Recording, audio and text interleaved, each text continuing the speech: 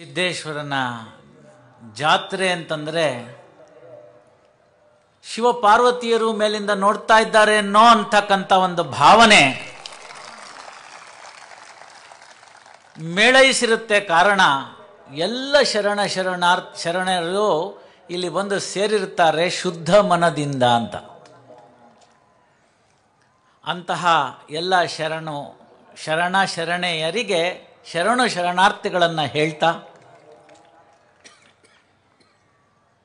ಇಂತಹ ಒಂದು ಅಭೂತಪೂರ್ವ ಜಾತ್ರಾ ಮಹೋತ್ಸವವನ್ನು ಆಯೋಜಿಸುವಲ್ಲಿ ಹಲವಾರು ಕೈಗಳು ಬಹಳಷ್ಟು ದಿನಗಳಿಂದ ಉತ್ತಮವಾಗಿ ಅದನ್ನು ಆಯೋಜನೆ ಮಾಡುವ ರೀತಿ ಹೇಗೆ ಅನ್ನೋದನ್ನು ಯೋಜನೆ ಮಾಡಿ ಅದನ್ನು ಕಾರ್ಯರೂಪಕ್ಕೆ ತಂದಿದ್ದಾರೆ. ಅವರಿಗೆಲ್ಲರಿಗೂ ಕೂಡ ನನ್ನ ನಮನಗಳನ್ನು ಸಲ್ಲಿಸ್ತಾ, ಕೊಪ್ಪಳಕ್ಕೆ ನಾನು ಆಡಳಿತ ನ್ಯಾಯಾಧೀಶನಾಗಿ ಒಂದು ವರ್ಷಗಳ ಹಿಂದೆ ಇದ್ದೆ. ಆಗ ಗವಿಸಿದ್ದೇಶ್ವರ ನನ್ನನ್ನು ಕರೆಸ್ಕೊಳ್ಳಿಲ್ಲ. ಕಾರಣ ಬೇರೆ ಇತ್ತು. ಅಪ್ಪಾರಿಗೆ ನನಗೆ ಗೊತ್ತು. ಈಗ ನನಗೆ ಹಂಗಿಲ್ಲ, ಯಾಕೆಂದರೆ ನಾನು ಗದಗಕ್ಕಿದ್ದೀನಿ ಅಂತ. ಆ ಒಂದು ಸಂದರ್ಭದಲ್ಲಿ ನನ್ನೊಡನೆ ಇದ್ದಂತಹ ನನ್ನ ಎಲ್ಲ ಸಹೋದರಿ ನ್ಯಾಯಾಧೀಶರುಗಳಿದ್ದಾರೆ. ಅವರಿಗೆ ಕೂಡ ಈ ಜಾತ್ರಾ ಮಹೋತ್ಸವದ ಶುಭಾಶಯಗಳನ್ನ ತಿಳಿಸ್ತಾ, ನನ್ನ ಮನೆಯ ನನ್ನ ಸಹೋದರ, ನಮ್ಮ ಸ್ನೇಹಿತರು ಮತ್ತು ಇಷ್ಟ ಬಂಧುಗಳು ಇದ್ದಾರೆ, ಅವರನ್ನೂ ಕೂಡ ಶುಭಾಶಯಗಳನ್ನ ತಿಳಿಸ್ತಾ, ಕಾರ್ಯಕ್ರಮದಲ್ಲಿ ತಾವೆಲ್ಲ ಪಾಲ್ಗೊಂಡಿದ್ದೀರಿ. ಇಲ್ಲಿ ಸಹಸ್ರಾರು ಲಕ್ಷಾಂತರ ಕಣ್ಣುಗಳು ನನ್ನನ್ನು ನೋಡ್ತಾ ಇವೆ. ಕಾರ್ಯಕ್ರಮದ ನೇರ ಪ್ರಸಾರ ಲೈವಲ್ಲಿ ಹಲವು ಶರಣೆಯರು ಈ ವರ್ಷ ಗವಿ ಸಿದ್ದೇಶ್ವರನ ಜಾತ್ರೆ ನನಗೆ ತಪ್ಪೋಯ್ತಾ ಅಂತನ್ನೋದನ್ನು ಕೊರತೆಯನ್ನು ನೀಗಿಸಿ ಇದರ ನೇರ ಪ್ರಸಾರದ ಮುಖಾಂತರ ಅವರ ಮನಗಳನ್ನು ತಟ್ಟುತ್ತಿರ್ತಕ್ಕಂಥ ಅವರೆಲ್ಲರಿಗೂ ಕೂಡ ಶರಣಾರ್ಥಿಗಳನ್ನು ಹೇಳ್ತಾ, ಸಮಾರೋಪದ ಸಮಾರಂಭ. ಏನು ಸಮಾರೋಪದ ಸಮಾರಂಭ ಅಂತಂದರೆ, ಅಲ್ರಿ ಉದ್ಘಾಟನೆ ಆಯಿತು ಮತ್ತು ಮುಗಿಬೇಕಲ್ರಿ, ಅದಕ್ಕೆ ನಿಮ್ಮನ್ನು ಕರೆಸಾರೆ ಒಂದು 4 ಮಾತು ಹೇಳೋಗ್ರಿ. ಇದು ವಾಡಿಕೆ. ಜನಗಳು ಏನು ಮಾಡ್ತಾರೆ ಅಂತಂದರೆ, ಸಮಾರೋಪ ಅಂತಂದರೆ ಅಷ್ಟೇ ಮುಗೀತು ಅಂತಕ್ಕಂಥ ಒಂದು ಭಾವನೆನ ಇಟ್ಕೊಂಡಿರ್ತಾರೆ. ಆದರೆ ನಮಗೆ ಬೇಕಾಗಿರ್ತಕ್ಕಂಥದ್ದು ಏನು ಅಂತ ನೋಡಿದಾಗ, ಮೊದಲು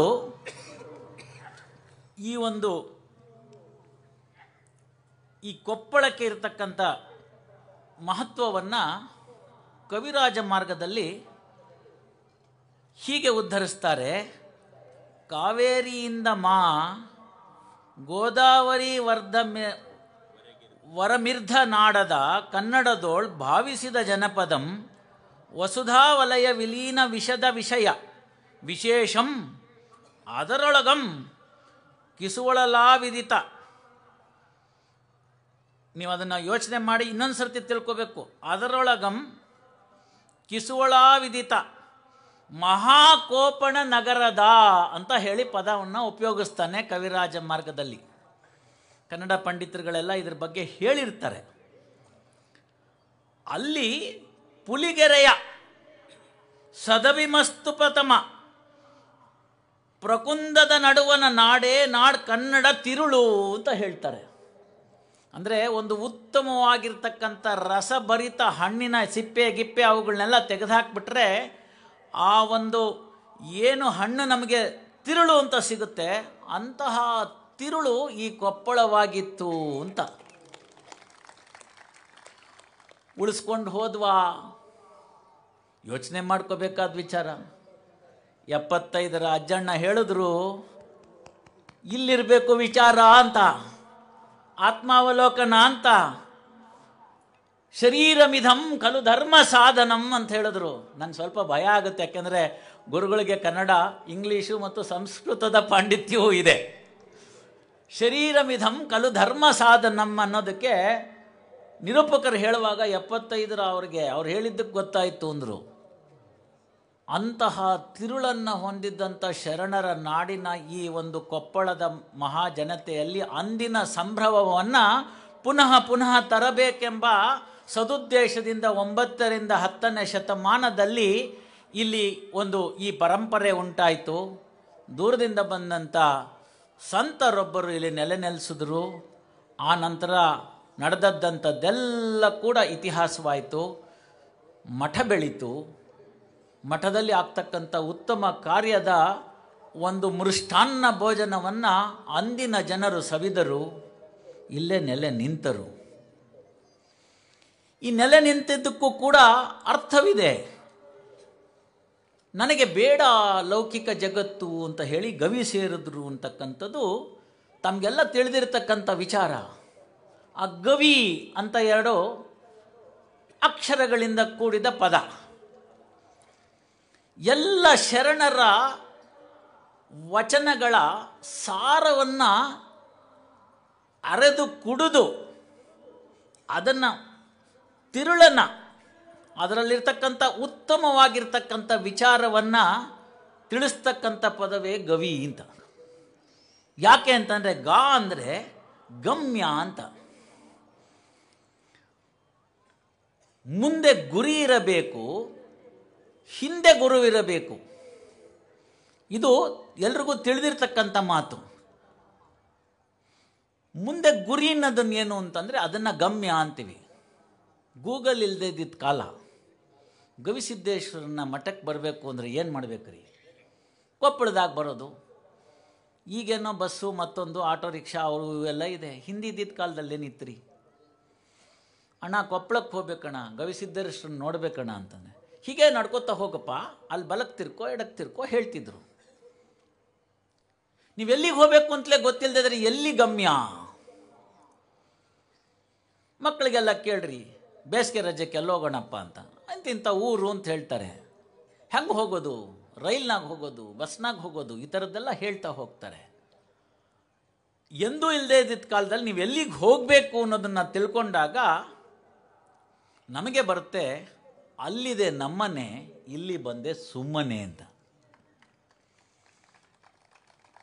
ಪ್ರತಿಯೊಬ್ಬನ ಜೀವನದ ಮೂಲಭೂತವಾದ ಗಮ್ಯ ಯಾವುದು ಅಂದರೆ ಶಿವನ ಹತ್ತಿರ ವಾಪಸ್ಸು ಸೇರುವುದು ಅಂತ. ಅಂತಹ ಗಮ್ಯವನ್ನು ಯಾರ್ಯಾರು ಇಟ್ಕೊಂಡಿದ್ದೀರಿ ಇಲ್ಲಿ, ಅವರಿಗೆ ಗವಿಯ ಮೊದಲನೇ ಗ. ಇನ್ನು ವಿ ಅಂತಂದರೆ ಏನು ಅಂತಂದರೆ ವಿಜ್ಞಾನ ಅಂತ. ವಿಜ್ಞಾನ ಅಂದರೆ ನಮಗೆ ಇಂಗ್ಲೀಷ್ನಲ್ಲಿ ಸಿಗ್ತಕ್ಕಂಥ ಟ್ರಾನ್ಸ್ಲೇಷನ್ ಏನು ಅಂತಂದರೆ ವಿಶೇಷ ಸೈನ್ಸ್ ಅಂದ್ಬಿಡ್ತೀವಿ. ಸಂಸ್ಕೃತದಲ್ಲಿ ನೋಡಿದಾಗ ಒಬ್ಬನಿಗೆ ಮೈ ಮೇಲೆ ಎಚ್ಚರವಿದೆಯಾ ಅಂತ ನೋಡೋದಕ್ಕೆ ಏನು ಮಾಡ್ತಾರೆ? ಕಣ್ಣು ಕಿವಿ ಕೇಳಿಸುತ್ತಾ, ಮಾತಾಡಕ್ಕೆ ಬರುತ್ತಾ, ಮುಟ್ಟಿದ್ರೆ ಅಲ್ಲಾಡ್ತಾನ, ವಾಸನೆ ಗೀಸನೆ ಬರುತ್ತಾ, ಇಂಥದನ್ನು ನೋಡ್ತೀವಿ. ಇದಕ್ಕೆ ಜ್ಞಾನ ಅಂತ ಕರಿತೀವಿ. ವಿಶೇಷವಾದ ಯಾವ ಜ್ಞಾನ ಇರುತ್ತೆ ಅದಕ್ಕೆ ವಿಜ್ಞಾನ ಅಂತ ಕರೆದ್ರು. ಆ ವಿಜ್ಞಾನವನ್ನು ಹೇಗೆ ಅರ್ಥೈಸ್ಕೋಬೇಕು ಅಂತಂದರೆ ಮೊದಲು ಜೀವ ಇರಬೇಕು. ಅಜ್ಜ ಅವರು ಹೇಳಿದ್ರು ಹೇಗೆ ತಿನ್ನಬೇಕು, ಹಿತ ಬುಕ್ ಮಿತ ಬುಕ್ ಅಂತ. ಹಿತವಾಗಿರಬೇಕು ತಿಂತಕ್ಕಂಥದ್ದು, ಮಿತವಾಗಿರಬೇಕು ಅಂತ. ಧೃತ ಬುಕ್ ಅಂತಂದರೆ ಏನು ತಿಂತೀನಿ ಅನ್ನೋದ್ರ ಬಗ್ಗೆ ಪ್ರಜ್ಞೆ ಇರಬೇಕು ಅಂತ. ಯಾಕೆಂದರೆ input is equal to output ಅಂತ. ಹಾಗಾಗಿ ಅದನ್ನು ನೀವು ಶರೀರವನ್ನು ಉಳಿಸ್ಕೊಳ್ಳೋದಕ್ಕೆ ಹೇಗಿರಬೇಕು, ಸಾತ್ವಿಕ ಆಹಾರವನ್ನು ತೆಗೆದುಕೊಳ್ಬೇಕು ಅಂತ. ಅಜ್ಜ ಅವರ ಜಾತ್ರೆಯಲ್ಲಿ ತ್ರಿವಿಧ ಅಲ್ಲದೆ ಇನ್ನೊಂದು ಬಗೆಯ ದಾಸೋಹ ಇದೆ. ಅದನ್ನು ನಾನು ಪತ್ರಿಕೆಗಳ ಮುಖಾಂತರ ತಿಳ್ಕೊಂಡೆ. ಮಿರ್ಚಿ ದಾಸೋಹ ಅಂತ. ಎಲ್ಲರೂ ತಿಂದಿರ? ಹೌದಲ್ಲ? ಮಸ್ತ್ ತಿಂದಿರಿ. ಈ ಭಾಗದ ಜನರಿಗೆ ಪ್ರೀತಿಗಾಗಿ ಮಾಡಿರ್ತಕ್ಕಂಥ ಒಂದು ದಾಸೋಹ ಮಿರ್ಚಿ ದಾಸೋಹ ಆಯಿತು. ಆ ದಾಸೋಹವನ್ನು, ತ್ರಿವಿಧ ದಾಸೋಹವನ್ನು, ತ್ರಿಕರಣ ಶುದ್ಧಿಗಳನ್ನು ಮಾಡ್ಕೊಳ್ಳೋದಕ್ಕೆ ಸಾತ್ವಿಕ ಆಹಾರಗಳು ಹೇಗೆ ಬೇಕಾದವು ಅನ್ನೋದನ್ನು ನೋಡುವಾಗ ಈ ದೇಹವನ್ನು ಪಂಚಭೂತಗಳ ಮುಖಾಂತರ ಅಜ್ಜ ಅವರು ತಿಳಿಸ್ಕೊಟ್ರು. ಆ ಪಂಚಭೂತಗಳಲ್ಲಿ ಪಂಚಾವರಣಗಳು ಅಂತ ಹೇಳಿ ಇರ್ತವೆ. ಆ ಮೊದಲನೇ ಆವರಣ ಯಾವುದು ಅಂತಂದರೆ ಅದಕ್ಕೆ ಕೋಶ ಅಂತ ಕರೆದ್ರು, ಅನ್ನಮಯ ಕೋಶ ಅಂತ ಕರೆದ್ರು. ಬದುಕಬೇಕು ಅಂತಂದರೆ ಅನ್ನ ಇರಬೇಕು ಅಂತ. ಇಲ್ಲದೇ ICUನಲ್ಲಿದ್ದಂಗೆ ಬರೀ ಡ್ರಿಪ್ಸಲ್ಲಿ ಇರ್ತಾರಷ್ಟೆ. ಅನ್ನಮಯ ಕೋಶವನ್ನು ಬಿದ್ದಬೇಕು ಅಂದರೆ ಬದುಕಿರಬೇಕು, ಮಿಕ್ಕಿದ್ದಕ್ಕೆಲ್ಲ ಅದು ಆಧಾರ ಅಂತ. ಕಲಿಯುಗೆ ಅನ್ನಗತ ಪ್ರಾಣ ಅಂತ. ಬದುಕಿರಬೇಕು ಅಂತಂದರೆ ಹಿಂದಿನ ಕಾಲದಲ್ಲಾದರೆ ತಪಸ್ಸು ಮಾಡಿ ಗಾಳಿಯಿಂದ ಕೇವಲ ಎಲೆಗಳನ್ನು ಸೇವಿಸಿ ಬದುಕ್ತಿದ್ರು ಅಂತ ಹೇಳಿದ್ರು. ಕಲಿಯುಗದಲ್ಲಿ ಮನುಷ್ಯನ ಆಯುಷ್ಯ ಕಡಿಮೆ ಇದೆ, ಹಾಗಾಗಿ ಅನ್ನಮಯ ಕೋಶ ಆಯಿತು. ಅನ್ನಮಯ ಇದ್ದರೆ ಅದು ಕರೆಂಟ್ ಇದ್ದಂಗೆ. ನೆಕ್ಸ್ಟ್ ಬರ್ತಕ್ಕಂಥದ್ದು ಪ್ರಾಣಮಯ ಕೋಶ ಅಂತ. ಬದುಕನ್ನ ಅವನ ಮುಂದೆ ಹೇಳಿದ್ರೆ ನಡೀತವೆ, ಸತ್ತವನ ಮುಂದೆ ಹೇಳಿದ್ರೆ ಏನು ನಡೀತಾವೆ. ಅದಕ್ಕೋಸ್ಕರ ಪ್ರಾಣಮಯ ಕೋಶ ಆಯಿತು. ಆಮೇಲೆ ಜ್ಞಾನಮಯ ಕೋಶ ಆಯಿತು. ಪ್ರಾಣ ಇದ್ದರೆ ಸಾಕಾಗೋದಿಲ್ಲ, ಉಸಿರಾಡ್ತಾ ಇದ್ದಾನ್ರಿ, ಕಣ್ಗಿಣ್ಣೇನು ಆಡಿಸ್ತಾ ಇಲ್ಲ, ಇವತ್ತೋ ನಾಳೆನೂ ಹೋಗ್ಬೋದು ನೋಡ್ರಿ ಅಂತಂತಾರೆ. ಜ್ಞಾನಮಯ ಕೋಶ ಅಂತಂದರೆ ಇದ್ದಾನೆ ಅಂತಾಯಿತು. ಅದಾದಮೇಲೆ ಬರ್ತಕ್ಕಂಥದ್ದು ವಿಜ್ಞಾನಮಯ ಕೋಶ ಅಂತ. ನಮಗೆ ಬೇಕಾಗಿರ್ತಕ್ಕಂಥ ಎರಡನೇ ಅಕ್ಷರ ವಿಜ್ಞಾನಮಯ ಅಂತ. ಆ ವಿಜ್ಞಾನವನ್ನು ತಿರ್ಸ್ಕೊಳ್ಬೇಕು ಅಂತಂದರೆ ವಿಶೇಷವಾದ ಜ್ಞಾನವನ್ನು ಪಡ್ಕೋಬೇಕು ಅಂತ. ಆ ವಿಶೇಷವಾದ ಜ್ಞಾನದಕ್ಕೆ ಸಿಂಬಲೈಸ್ ಮಾಡ್ತಕ್ಕಂಥ ಎರಡನೇ ಅಕ್ಷರ ಗವಿಯಲ್ಲಿ ವಿ ಅಂತಕ್ಕಂಥದ್ದು, ಅದರಿಂದ ಗವಿ ಆಯಿತು. ಗಮ್ಯ ಕಣ್ತು, ವಿಜ್ಞಾನ ಕಣ್ತು. ಇಂತಹ ಗಮ್ಯಕ್ಕೆ ಕರೆದೊಯ್ಯುವ ಸಿದ್ಧ ವಿಜ್ಞಾನವೇ ಗವಿಸಿದ್ದೇಶ್ವರ ಅಂತ. ಅಲ್ಲಿಗೇನಾಯಿತು? ಬರ್ತೀರಾ ಇಲ್ಲೇ ಇರ್ತೀರಾ, ಬರ್ತೀರಾ ಇಲ್ಲೇ ಇರ್ತೀರಾ, ನೀವು ಬರ್ತೀರಾ ಇಲ್ಲೇ ಇರ್ತೀರಾ, ಧರೆಯ ಭೋಗವ ತೊರೆದು ವರಮೋಕ್ಷ ಪಡೆಯಲು ಬರ್ತೀರಾ ಇಲ್ಲೇ ಇರ್ತೀರಾ. ಬರ್ತೀವಿ ಅಂದರೆ ಗವಿಸಿದ್ದೇಶ್ವರನ ಹತ್ರ ಬನ್ನಿರಿ, ಕರ್ಕೊಂಡೋಗ್ತೀವಿ. ನಮ್ಮ ಟ್ರೈನಲ್ಲಿ ಸೀಟ್ ಇಲ್ಲ ಅನ್ನೋಂಗಿಲ್ಲ. ನಮ್ಮ ಫ್ಲೈಟು ಎಷ್ಟು ದೊಡ್ಡದು ಅಂತಂತಂದರೆ ಆಗಿನ ರಾಮಾಯಣವನ್ನು ಜ್ಞಾಪನ ಮಾಡ್ತಕ್ಕಂತಹ ಪುಷ್ಪಕ ವಿಮಾನ. ಇಲ್ಲಿ ಬಂದವ್ರಿಗೆಲ್ಲರಿಗೂ ಸೀಟಿದೆ. ಅದಕ್ಕೆ ಅನ್ನಮಯ ಕೋಶವನ್ನು ಮಾಡೋದಕ್ಕೋಸ್ಕರ ಕೆಳಗಡೆ ಇಲ್ಲಿ ಗವಿ, ಅಲ್ಲಿ ಕೆಳಗಡೆ ಸವಿ. ಗವಿ ಸವಿಯನ್ನು ಸವಿದಂತಹ ಶರಣ ಶರಣೆಯರು ಗಮ್ಯವನ್ನು ತಲುಪಲು ಸಿದ್ಧ ವಿಜ್ಞಾನದಿಂದ ತಿಳಿಸಿಕೊಟ್ಟಂಥ ಗವಿಸಿದ್ದೇಶ್ವರನ ಜಾತ್ರೆಯ ಸಮಾರೋಪ ಅಂತ ಅನ್ನಿಸ್ತಾ ಇದ್ದರೆ ಮುಗ್ದೋಯ್ತಾ, ಇನ್ನೊಂದಷ್ಟು ದಿನ ಇದ್ದಿದ್ರೆ ಚೆನ್ನಾಗಿರ್ತಿತ್ತು ಅನಿಸುತ್ತೆ. ಹೆಣ್ಮಕ್ಳಿಗೇನು ಅನಿಸುತ್ತೆ? 3 ದಿನ ಆರಾಮಾಗಿದ್ವಪ್ಪ, ಅಡುಗೆ ಮನೆ ಕಡೆ ಹೋಗೋಂಗಿರಲಿಲ್ಲ, ಬಂದ್ವಿ, ನೋಡಿದ್ವಿ, ಜಾತ್ರೆನಾಗ ನೋಡಿದ್ವಿ, ಬೇಕಾದ ಬೇಡವಾದ ಕೊಂಡ್ಕೊಂಡ್ವಿ, ಆರಾಮಾಗಿ ಸುತ್ತಾಡ್ಕೊಂಡಿದ್ವಿ, ಅಡುಗೆ ಮನೆ ಸಂಕಟ ತಪ್ಪಿತ್ತು. ಹಾಕ್ಸಿದ್ರು ಪ್ರಸಾದ, ಅದಿನ್ನೇನು 14 ಲಕ್ಷ ಜಿಲೇಬಿ, 5 ಲಕ್ಷ ಮಿರ್ಚಿ, ರೊಟ್ಟಿ, ಅಯ್ಯೋ 1 2. ಸಿದ್ದೇಶ್ವರನ ಜಾತ್ರೆ ಪ್ರಸಾದ ಅಂತಂದರೆ ವರ್ಷಕ್ಕಾಗೋಷ್ಟು ಹೊಟ್ಟೆ ತುಂಬೋಯ್ತು ಅಂತಂತ ಮುಗ್ದೋಯ್ತಾ ಅನ್ನಿಸ್ತು. ಜ್ಞಾನ ಪಿಪಾಸುಗಳು ಯಾರು ಕಾದಿದ್ದೀರಿ? ಎಲ್ಲ ಪುಣ್ಯಾತ್ಮರುಗಳು ಆ ವಿಜ್ಞಾನದ ರಹಸ್ಯಗಳನ್ನು ನಿಮಗೆ ತಿಳಿಸಿಕೊಟ್ಟಿದ್ದಾರೆ. ಜ್ಞಾನ ದಾಸೋಹ ಎಂದೆಂದಿಗಿಂತಲೂ ಇಂದು ಚೆನ್ನಾಗಿ ಗವಿಸಿದ್ದೇಶ್ವರನ ಜಾತ್ರೆಯಲ್ಲಿ ಉಣಬಡಿಸಿದ್ದಾರೆ. ತ್ರಿಕರಣ ಶುದ್ಧಿಯಿಂದ ಆಗಬೇಕು ಅಂತ. ಶರಣೆ ಐದಕ್ಕಿ ಮಾರಮ್ಮನ ಒಂದು ವಿಚಾರ ನನ್ನ ಗಮನಕ್ಕೆ ಬರ್ತಾ ಇದೆ. ಅಂದಿನ ಬಸವಣ್ಣನವರ ಅನುಭವ ಮಂಟಪದಲ್ಲಿ ಅವರವರು ಮಾಡ್ತಕ್ಕಂಥ ಕೆಲಸಕ್ಕೆ ಅನುಗುಣವಾಗಿ ಅವರವರಿಗೆ ಸಿಗ್ತಕ್ಕಂಥ ಊಟವನ್ನು ತಯಾರು ಮಾಡಿದರು ಅಂತ ನಮಗೆ ಇತಿಹಾಸ ತಿಳಿಸ್ಕೊಡುತ್ತೆ. ಐದಕ್ಕಿ ಮಾರಮ್ಮನ ಮನೆಯಲ್ಲಿ ಅವನ ಯಜಮಾನನಿಗೆ ಕೊಟ್ಟಿದ್ದಂಥ ಕೆಲಸ ಅವನ 4-6 ಬೀದಿಗಳನ್ನು ಸ್ವಚ್ಛ ಮಾಡುವುದು. ಈಗಿನ ಕಾಲದ ಥರ ಕ್ಲೀನ್ಡ್ ರೈಸು, ಕ್ಲೀನ್ಡ್ ಧಾನ್ಯಗಳು ಸಿಗ್ತಿರಲಿಲ್ಲ. ಕಸ ಕಡ್ಡಿಗೆ ಸಮೇತ ಈ ಸಂಕ್ರಾಂತಿನಲ್ಲಿ ಒಟ್ಟು ಮಾಡ್ದಂಗೆ ಬಂದಾಗ ಧೂಳು ಪಾಳು ಇರ್ತಿತ್ತು. ಅದನ್ನೆಲ್ಲ ಹೆಣ್ಮಕ್ಳು ಕೂತ್ಕೊಂಡು ಆರಿಸ್ಬೇಕಾಗಿತ್ತು. ಅಕ್ಕಿ ಆರಿಸ್ಬೇಕು, ಜೋಳ ಆರಿಸ್ಬೇಕು, ಗೋಧಿ ಆರಿಸ್ಬೇಕು, ಕಸ ಕಡ್ಡಿನ ತೆಗೆದು ಹೊರಗಡೆ ಹಾಕಬೇಕು. ಇಂಥ ಸಂದರ್ಭದಲ್ಲಿ ಹಾಗೂ ಹೀಗೂ 4 ಕಾಳು ಹೊರಗಡೆ ಹೋಗಿರುತ್ತೆ. ಅದನ್ನು ಸ್ವಚ್ಛ ಮಾಡಿ ಅದನ್ನೆಲ್ಲ ತಗೊಂಡು ಬಂದು ತನ್ನ ಕಾಯಕದಿಂದ ಅವನು ಅದನ್ನು ಅರ್ಪಿಸಿ ಮಾಡಬೇಕಾಗಿದ್ದಂಥ ಕೆಲಸವನ್ನು ಆ ಐದಕ್ಕಿ ಮಾರಮ್ಮನ ಗಂಡನಿಗೆ ಕೊಟ್ಟಿರ್ತಾರೆ. ಒಂದು ದಿವಸ ಆ ಮಾರಮ್ಮನ ಯಜಮಾನರಿಗೆ ಅನಾರೋಗ್ಯ, ಜ್ವರ ಬಂದುಬಿಟ್ಟಿದೆ, ಎದ್ದು ಹೋಗ್ಲಿಕ್ಕೆ ಆಗೋದಿಲ್ಲ. ಅಂತಹ ಸಂದರ್ಭದಲ್ಲಿ ಆದಷ್ಟು ಸಣ್ಣ ಪುಟ್ಟ ಕೆಲಸ ಮಾಡ್ಕೊಂಡು ಬಂದುಬಿಡೋಣ ಅಂತ ಹೇಳಿ ಹೋಗ್ತಾನೆ. ಪುಣ್ಯಾತ್ಮರು ಯಾರೋ ಪಾಪ ಈ ಜ್ವರದಲ್ಲಿದ್ದಾನೆ ಬೇಡ ಅಂಥೇಳಿ ಮನೆ ಮುಂದೆ ಒಂದು ಅರ್ಧ kg ಅಷ್ಟು ಚೆಲ್ಬಿಟ್ಟಿರ್ತಾರೆ, ಹೋಗಲಿ ತೊಗೊಂಡೋಗ್ಲಿ ಪಾಪ ಜ್ವರದಲ್ಲಿದ್ದಾನೆ ಅಂತ. ಇವನು ಅಲ್ಲಿ 4 ಬೀದಿ ಗುಡಿಸ್ಬೇಕಾಗಿತ್ತು, ಅದಕ್ಕೊಂದು ಸಮಯ ತಗೊಳ್ತಿತ್ತು.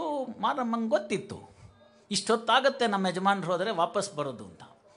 ಅವತ್ತು ಬೇಗ ಬಂದುಬಿಟ್ಟಿದ್ದಾರೆ, ಎಂದಿಗಿಂತ ಜಾಸ್ತಿ ತಂದುಬಿಟ್ಟಿದ್ದಾರೆ ಧಾನ್ಯನ.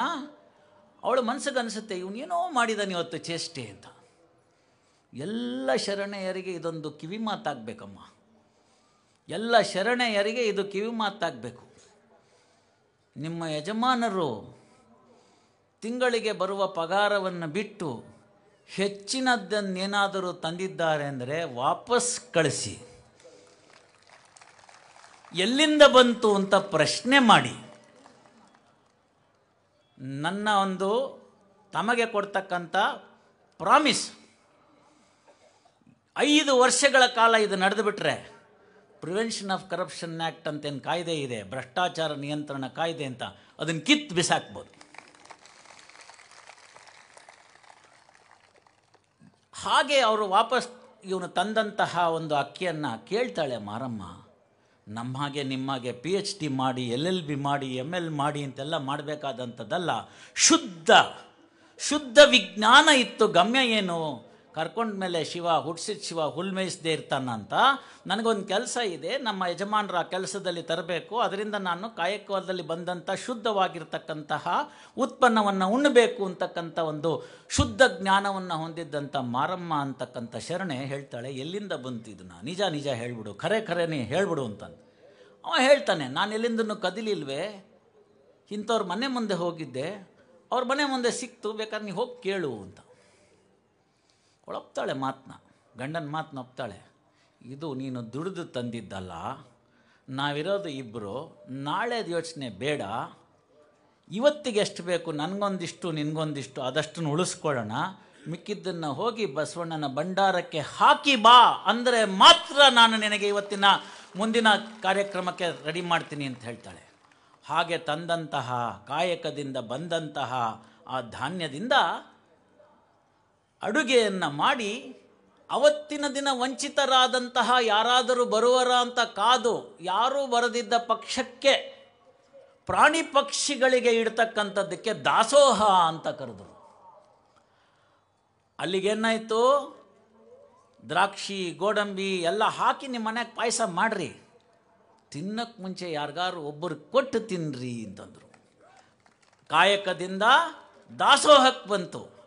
ಹಾಗೆ ದಾಸೋಹಕ್ಕೆ ಇಟ್ಟು ಯಾರೂ ಸಿಗದಿದ್ದ ಪಕ್ಷದಲ್ಲಿ ಪ್ರಾಣಿ ಪಕ್ಷಿಗಳಿಗೆ ಅದನ್ನು ಕೊಟ್ಟು ಮಿಕ್ಕಿದ್ದು ಪ್ರಸಾದ. ಇವತ್ತೇನಾಗ್ತಾ ಇದೆ, readymade prasada available in the form of a plastic cover for 10 rupees. So you are trying to buy the prasada. Earning ಇಲ್ಲ, ಕಾಯಕದಿಂದ ಬಂದಿಲ್ಲ, ದಾಸೋಹಕ್ಕಿಡಲಿಲ್ಲ.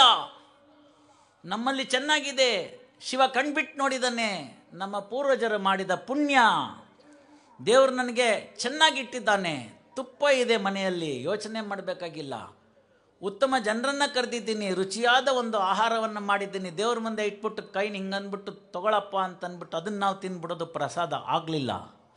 ಬಸವಣ್ಣವ್ರು ಅದಕ್ಕೆ ಹೇಳ್ತಾರೆ, ನಾಯಿಯ ಮೊಲೆಯಲ್ಲಿರ್ತಕ್ಕಂಥ ಹಾಲು ಪಂಚಾಮೃತಕ್ಕಲ್ಲ ಅಂತ. ನ್ಯಾಯವಾದ ದುಡ್ಡಿನನ್ನು ನೀವು ಸಂಪಾದನೆ ಮಾಡಿಲ್ಲವೆಂತಾದರೆ, ಅದರಿಂದ ನೀವು ಆ ಕಾಯಕದಿಂದ ಬಂದಂಥ ಗಳಿಕೆ ಇಲ್ಲ ಅಂತಾದರೆ, ಅಂತಹ ಗಳಿಕೆಯಿಂದ ನೀವು ದಾಸೋಹಕ್ಕಿಟ್ಟರೆ ಯಾವ ಪ್ರಾಣಿ ಪಕ್ಷಿಗಳು ಕೂಡ ನಿಮ್ಮ ಹತ್ತಿರ ಬಂದು ಒಂದು ಚೂರು ಕೂಡ ನೋಡೋದಿಲ್ಲ. ಅದು ನೋಡಿ ತಿಂದಿದ್ದಲ್ದಲ್ಲೇ ಮಿಕ್ಕಿದ್ದಾಗ್ದಲ್ಲೇ ಅದು ಪ್ರಸಾದ ಆಗಲ್ಲ. ಅಂತಹ ಪ್ರಸಾದವನ್ನೇನಾದರೂ ನೀವು ದಿನನಿತ್ಯ ತಿನ್ನುವಂತಾದರೆ ಭಗವಂತ ಹೇಳ್ತಾನೆ, ನೀವು ಮಾಡೋದೆಲ್ಲ ಮಾಡ್ತಾಯಿರಪ್ಪ, ನನಗೂ ಒಂದು ಟೈಮ್ ಬರುತ್ತೆ, ICU ಅಂತಾನೆ. ಅದೇ ICU. ನಿಮ್ಗೆ ಅನಿಸಿರುತ್ತೆ, ಸಾಹೇಬ್ರೆ ನೀವೇನೋ ಹೇಳ್ತೀರಿ, ನಮ್ಮ ಕಣ್ಣು ಮುಂದೆನೇ ಇದ್ದಾನೆ, ಹೋದ ವರ್ಷ ಸ್ವಿಫ್ಟ್ ಕಾರು, ಈ ವರ್ಷ ಬೆನ್ಸ್ ಕಾರು, ಏನೂ ಆಗಲೇ ಇಲ್ವೇ ಅವನಿಗೆ, ನಾವು ಅದೇ ಸೈಕಲ್ನಾಗ ಅಡ್ಡಾಡ್ತಿದ್ದೀವಿ. ಆವಾಗ ಭಗವಂತ ಹೇಳಿದ್ದು ICU ಅಂತ. ಕನಕದಾಸರು ಹೇಳ್ತಾರೆ, ಯಾರೂ ಸಂಗಡ ಬಾಹೋರಿಲ್ಲ. ಆಗಿನ ಕಾಲದ ICUನ ಅವರು ವರ್ಣನೆ ಮಾಡ್ತಾರೆ. ಸುತ್ತಲೂ ಕುಳಿತಿದ್ದ ಮಿತ್ರ ಬಾಂಧವರೆಲ್ಲ ಹೊತ್ತು ಹೋಯಿತು ಹೊರಗೆ ಹಾಕೆನುವರು. ಹಿತ್ತಲ ಕಸಕ್ಕಿಂತ ಕಡೆಯಾಯಿತಿ ದೇಹ ಹೊತ್ತುಕೊಂಡೊಯ್ದು ಅಗ್ನಿಯಲ್ಲಿ ಬಿಸಿಡುವರು. ಯಾರೂ ಸಂಗಡ ಬಾಹೋರಿಲ್ಲ. ಸ್ನೇಹಿತರೆ, ಮಕ್ಕಳು ಫಾರಿನಲ್ಲಿರೋರಿಗೆ ಗೊತ್ತಿರುತ್ತೆ, ಇಲ್ಲಿರೋರಿಗೆ ಹೆಂಗೆ ದುಡ್ಡು ಕಳಿಸೋದು ಅಂತ. ಇಲ್ಲಿಂದ ನಮ್ಮ ರೂಪಾಯಿ ನಡೆಯಂಗಿಲ್ಲ. ಇಲ್ಲಿ ನೀವು ಹೋಗಿ ಒಂದು ಕಂಪನಿ ಇರುತ್ತೆ, ವೆಸ್ಟರ್ನ್ ಯೂನಿಯನ್ ಮನಿ ಟ್ರಾನ್ಸ್ಫರ್ ಅಂತ. ಆ ಕಂಪ್ನಿಗೆ ಹೋಗಿ ರೊಕ್ಕ ಕೊಡಬೇಕು. ನೀವು 100 ರೂಪಾಯಿ ಕೊಟ್ಟರೆ ಅವ್ರ ಲೆಕ್ಕಾಚಾರದಲ್ಲಿ 1 ರೂಪಾಯಿ, ಅದು ಸ್ವಲ್ಪ ಹೆಚ್ಚು ಕಡಿಮೆ ಡಾಲರ್ನಲ್ಲಿ. ಇವತ್ತು ಅಲ್ಲಿಗೆ ಬಂದು ತಲುಪಿದ್ದೀವಿ ನಾವು. 80 ರೂಪಾಯಿ ನಾವು ಇಲ್ಲಿ ಕೊಟ್ಟರೆ ಅಲ್ಲಿ $1 ಸಿಕ್ದಂಗೆ. ನೀವು ಕಷ್ಟಪಟ್ಟು ಇಲ್ಲೆಲ್ಲ ಮಾಡಿ ಸಂಕ್ರಾಂತಿಗೆ ಎಲ್ಲ ಮಾಡಬೇಕಾದ್ದೆಲ್ಲ ಮಾಡಿ, ಪೈರು ತೆಗೆದು ಪಚ್ಚೆ ತೆಗೆದು ಗವಿಸಿದ್ದೇಶ್ವರನ ಮಠಕ್ಕೆ ಕೊಟ್ಟು, ಉಳಿದಿದ್ದು ಮಳಿದಿದ್ದೆಲ್ಲ ರೆಡಿ ಮಾಡಿ, ನಿಮ್ಮನೆಗೆ ಒಂದಿಷ್ಟು ಕೊಂಡು ಮಿಕ್ಕಿದ ದುಡ್ಡನ್ನು ಮಾಡಿ, ನನ್ನ ಮಗ ಅಲ್ಲಿ ಚೆನ್ನಾಗಿದ್ದಾನೆ, ನನ್ನ ಮಗಳು ಚೆನ್ನಾಗಿದ್ದಾನೆ ಅಂತ ಕಳಿಸ್ಕೊಡ್ತೀರಿ. ಅವರು ಅಲ್ಲಿ ಚೆನ್ನಾಗಿರ್ತಾರೆ, ಉತ್ತಮವಾಗಿರ್ತಕ್ಕಂಥವ್ರು ಉತ್ತಮವಾಗಿ ವಾಪಸ್ ಬರ್ತಾರೆ. ಅಲ್ಲಿಗೇನಾಯಿತು, ಇಲ್ಲಿ ದುಡಿದಂಥ ಹಣವನ್ನು ಅಲ್ಲಿಗೆ ಕಳಿಸ್ಬೇಕಾದಾಗ ವೆಸ್ಟರ್ನ್ ಯೂನಿಯನ್ ಮನಿ ಟ್ರಾನ್ಸ್ಫರ್ ಅನ್ನೋದ್ರ ಮುಖಾಂತರ ಕಳಿಸಿದ್ವಿ. ಅಲ್ಲಿಗೆ ಕಳ್ಸೋಕ್ಕೆ ಯಾವ ಮನಿ ಯೂನಿಯನ್ ಟ್ರಾನ್ಸ್ಫರ್ ಇದೆ ರೀ? ಅಲ್ಲಿಗೆ ಬರ್ತೀರಾ ಅಂತ ಕೇಳಿದ್ನಲ್ಲ, ಅಲ್ಲಿ ರೂಪಾಯಿ ನಡೆಯೋಂಗಿಲ್ಲ. ಮತ್ತೆಲ್ಲಿಗೆ ಕಳಿಸೋದು ನಾವಾಗ? ಏನು ಕಳಿಸೋದು? ಏನು ತಗೊಂಡು ಹೋಗ್ಬೋದು ಇಲ್ಲಿಂದ? ಒಂದು ಮಗು ಇವತ್ತು ಈ ಕ್ಷಣ ಜನನವಾಯಿತು ಅಂತಂದರೆ ಅಲ್ಲಿ ಸಿಸ್ಟಮ್ ಹೆಂಗಿದೆ ಅಂದರೆ, ಅದಕ್ಕೆ ರಿಟರ್ನ್ ಟಿಕೆಟ್ನ, ಪಾಸ್ಪೋರ್ಟ್ನ ರೆಡಿ ಮಾಡಿ ಕೊಟ್ಬಿಟ್ಟೇ ಕಳಿಸಿರ್ತಾರೆ. ಅದು ನಮಗೆ ಡೇಟು ಟೈಮು ಅಷ್ಟೇ ಗೊತ್ತಿಲ್ಲ. ಮತ್ತು ಆ ಫ್ಲೈಟ್ ಇದೆಯಲ್ಲ, ಆ ಫ್ಲೈಟ್ ಯಾವತ್ತೂ ಒಂದು ದಿನನೂ ಒಂದು ಕ್ಷಣನೂ ನಿಲ್ಲೋದಿಲ್ಲ, ಲೇಟ್ ಆಗೋದಿಲ್ಲ. ದಾಸರು ಹೇಳಿದ್ರು, ಅಂತಕನ್ನ ದೂತರಿಗೆ ಕಿಂಚಿತ್ತೂ ದಯವಿಲ್ಲ ಅಂತ. ಯಮನ್ ಭಟ್ರಿಗೆ ಮದುವೆ ಮನೆ ಇದೆ ಕಣೋ, ಹೆಣ್ಣನ್ನು ನಾನು ದಾರ ಎರೆದು ಕೊಟ್ಬಿಟ್ಟು ಕನ್ಯಾ ಪುಣ್ಯ ತೆಗೆದುಕೊಂಡು ಕನ್ಯಾದಾನ ಮಾಡಿದ ಪುಣ್ಯ ತೊಗೊಂಡು ಬರ್ತೀನಿ ಅಂದರೆ, ಪರವಾಗಿಲ್ಲ, ಅದಕ್ಕೆ ನನ್ನ ಹತ್ರ ಟೈಮ್ ಇಲ್ಲ, ನಡಿ ಅಂತಾನೆ. ಮಕ್ಕಳು ಹಾಲು ಕುಡಿತಿದೆ ಕಣೋ, ಕುಡಿಸ್ಬಿಟ್ಟು ಬರ್ತೀನಿ ಅಂದರೆ ಆಗೋದಿಲ್ಲ ಅಂತ ಹೇಳ್ತಾನೆ, ತಾಯಿನ ಎತ್ಕೊಂಡು ಹೋಗ್ಬಿಡ್ತಾನೆ. ಅದಕ್ಕೆ ಅಂತಕನ್ನ ದೂತರಿಗೆ ಕಿಂಚಿತ್ತೂ ದಯವಿಲ್ಲ ಅಂತ ಹೇಳಿದ್ರು ದಾಸರು, ಎಚ್ಚರಿಸಿದ್ರು ನಮಗೆ. ಹಾಗಾದರೆ ಏನು ತಗೊಂಡು ಹೋಗ್ಬೋದು ಸರ್ ನಾವು? ಅಲೆಕ್ಸಾಂಡ್ರು ತನ್ನ ಸಮಾಧಿಯಿಂದ ಒಂದು ಕೈಯನ್ನು ಹೊರಗೆ ಇಟ್ಟು ನನ್ನನ್ನು ಸಮಾಧಿ ಮಾಡಿ ಅಂತ ಕೇಳ್ಕೊತಾನೆ. ಯಾಕೆ ಕೇಳ್ಕೊತಾನೆ ಆ ರೀತಿ ಅಂತ ಕೇಳಿದ್ರೆ, ಇಡೀ ಭೂಮಂಡಲವನ್ನು ನಾನು ಗೆದ್ದೆ, ಇಲ್ಲಿಂದ ನಾನು ಏನನ್ನೂ ಪಡೆದುಕೊಂಡು ಹೋಗಲಾಗಲಿಲ್ಲ ಅನ್ನೋದನ್ನು ಜನಗಳಿಗೆ ತೋರಿಸಿ, ಹುಚ್ಚು ಹಣದ ಹಿಂದೆ, ಹುಚ್ಚು ಕೀರ್ತಿಯ ಹಿಂದೆ ಅಲಿಬೇಡಿ ಹುಚ್ಚಪ್ಪಗಳಿರ, ಬೇಡ ಅಂತ ಹೇಳಿ ಕೈಯನ್ನು ಹೊರಗಿಟ್ಟು ಹೋಗ್ತಾನೆ. ನಾವು ಬುದ್ಧಿ ಕಲ್ತವ? ಇಲ್ಲ. ICUಲಿದ್ದೀವಿ, ಕಣ್ಮುಂದೆ ಕಾಣ್ತಾ ಇದೆ ಸಾವು. ಆಗಲೂ ಅದೊಂದು ಏನಾಯಿತು ನೋಡ್ಬಿಡೋ, ಮೊನ್ನೆ ಹಾಕಿದ್ನಲ್ಲ ಲಾಟ್ರಿ ಟಿಕೆಟು ಹೊಡಿತೋ ಇಲ್ಲೋ ಅಂತ ಕೇಳ್ತಾನೆ.